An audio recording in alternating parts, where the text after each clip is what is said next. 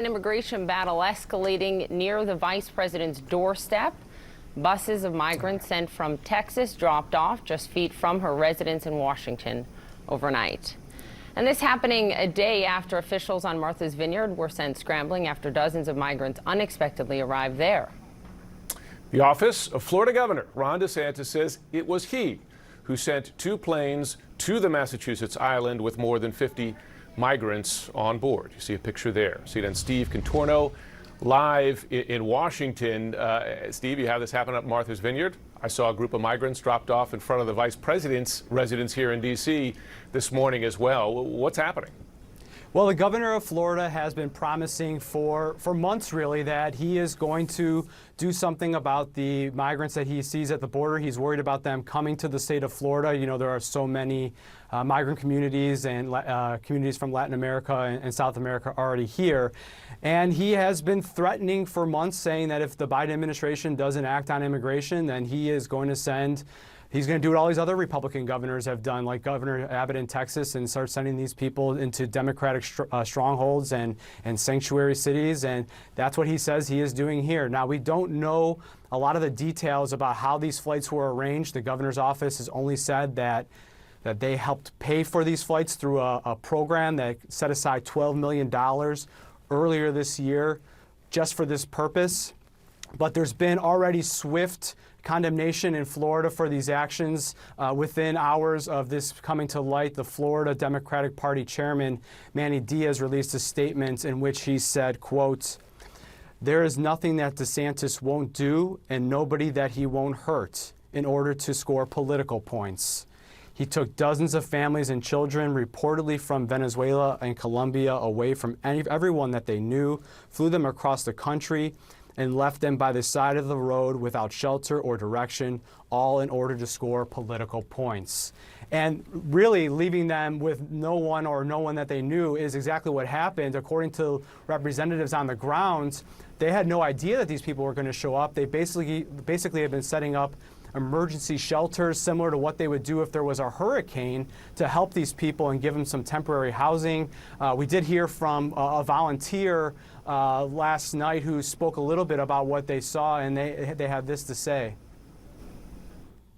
I don't know how they found their way from the airport to Martha's Vineyard Community Services. It's a long walk.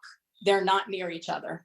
That they probably walked, I'm guessing they walked for 5 miles. We fed them and we've housed them for tonight. And in the morning, we'll figure out tomorrow.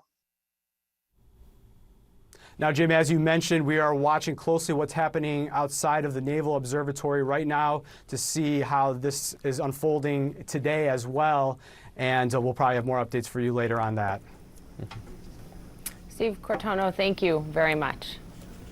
All right, joining us now for his reaction and what comes next, Democratic Congressman Bill Keating of the state of Massachusetts. Congressman, thanks for taking the time this morning. Good morning, Jim. So first, this is part of a pattern here, right? We've seen them taken to a number of blue states, blue cities. First, your reaction to these migrants being dropped off on Martha's Vineyard. Well, I had a personal call yesterday afternoon from a Martha's Vineyard official. They were taken totally off guard. A private chartered plane, evidently there were 2, not cheap, was on the island, and probably 50, first plane 25, next plane another maybe 25 people were there, and they didn't know what to do, no idea. And they reported to me that these people got off the plane, men, women, and children from Venezuela, as they told me, and they had a map or instructions in their hand where they would get housing and jobs, and it was a vacant parking lot, the destination. And we contacted our governor. In fact, Jim, this is interesting. This is a tale of 2 governors, 2 Republican governors. One who was using taxpayer money for chartered jets and reportedly his own video photographer to capture this for his own political benefit, taking advantage of women and children, men who didn't know where they were going. And another governor in Massachusetts that we contacted in his office who put his nose to the grindstone and had his agency spring into action, and along with local officials, deal with the manufacturing crisis. We should note the governor of Massachusetts, of course, currently a Republican. I want to ask about the law, but before I get there, just the immediate issue here. Can local resources support these migrants there, and how and for how long? That's part of the cynical nature of this. Martha's Vineyard is a very small populated island. People commute from the land just to work there because there's no housing. So there's absolutely no resources to deal with this. But fortunately, religious community members and local officials and now state officials are springing into action to deal with it. So there was no ability to do it here. This wouldn't have been a destination simply to move them from one state to another. This was clearly just to attract political attention with an island that is known in the summertime for its wealthy visitors.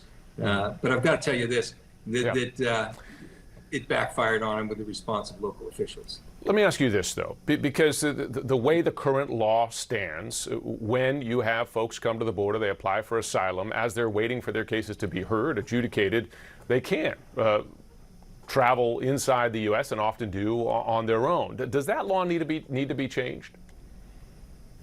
Well, I think the whole system, obviously, Jim, is broken, and we could deal with issues if we could ever get together, particularly on the Senate side of things.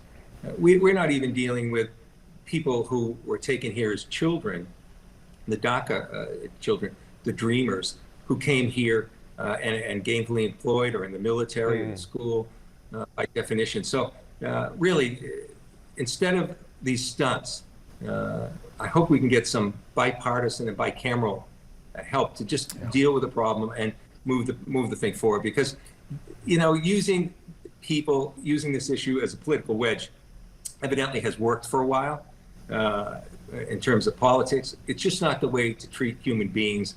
And it's really not being responsible if you put your hand in the air and take an oath to help people.